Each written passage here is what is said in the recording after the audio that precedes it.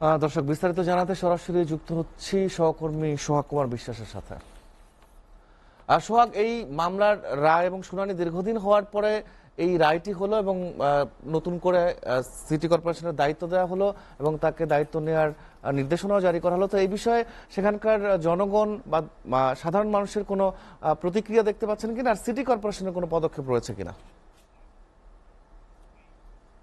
কর্পোরেশনের যেসব কর্মকর্তা কর্মচারী আছে তারাও কিন্তু এক ধরনের দ্বিধা বিভক্তিতে পড়ে গেছে। এছাড়া কিন্তু বিএনপি নেতাকর্মী যারা আছেন তারা শহরে বিভিন্ন জায়গায় কিন্তু আনন্দ মিছিল করেছে, বিশেষ করে এই রায় ঘোষণার পরে। এরপরে সাধারণ মানুষের মধ্যেও কিন্তু এক ধরনের উচ্ছ্বাস আছে।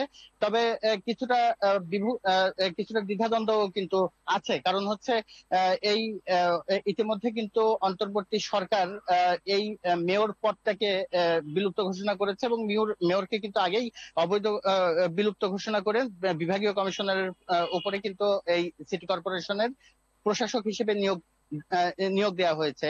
কিছুদিনের মধ্যে এমন একটি রায় আসলো, যে রায়ে গত নির্বাচনের যিনি পরাজিত প্রার্থী ছিলেন বিএনপির মনোনীত ডাক্তার শাহাদাত হোসেনকে কিন্তু মেয়র ঘোষণা করেছে আদালত। একই সাথে আগামী 10 দিনের মধ্যে তাকে সিটি কর্পোরেশনের দায়িত্ব বুঝে দিতে সরকার এবং নির্বাচন কমিশনের প্রতি আহ্বান জানানো হয়েছে।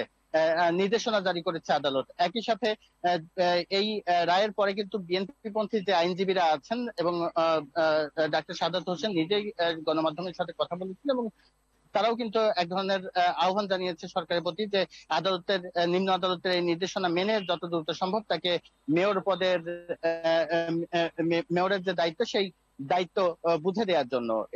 সাধারণ মানুষও কিন্তু এক ধরনের উচ্ছ্বাস প্রকাশ করেছে। কারণ গত কয়েকটি নির্বাচনে কিন্তু সাধারণ মানুষ বা ভোটাররা কিন্তু ভোট দিতে পারেনি। একই কথা কিন্তু এই রায়ের পরে যে আইনজীবীরা আছেন তারাও যেটা জানিয়েছেন, যে রায়ে সাধারণ মানুষের যেই জন আকাঙ্ক্ষা প্রতিফলিত হয়েছে। কারণ আহ, আহ, আহ, গত নির্বাচনে যে নির্বাচনের পরে যে নির্বাচন কমিশন থেকে যে এই ফলাফলটি ঘোষণা করা হয়েছিল, সেই ফলাফলটা কিন্তু এক ধরনের বিতর্ক তৈরি হয়েছিল এবং এই ফলাফলের বিরুদ্ধে, নির্বাচনকে কেন্দ্র করে না, ফলাফলের বিরুদ্ধে ডাক্তার শাহাদাত হোসেন এই নির্বাচনের পরেই কিন্তু যতজন প্রার্থী ছিলেন সেই প্রার্থী এবং নির্বাচন কমিশনের বিরুদ্ধে একটি মামলা দায়ের করেছিলেন। যে ফলাফল তিনি যে দাবিটা করেছিলেন যে নির্বাচন হয়েছে কিন্তু নির্বাচনের ফলাফলটা তার বদলে দেওয়া হয়েছে, সেই মামলার রায় কিন্তু আজকে ঘোষণা হলো এবং আদালত থেকে জানানো হলো যে রায় যেটা পাল্টে দেওয়া হয়েছিল সেই বিষয়টি প্রমাণ পেয়েছেন এবং সে কারণেই পরাজিত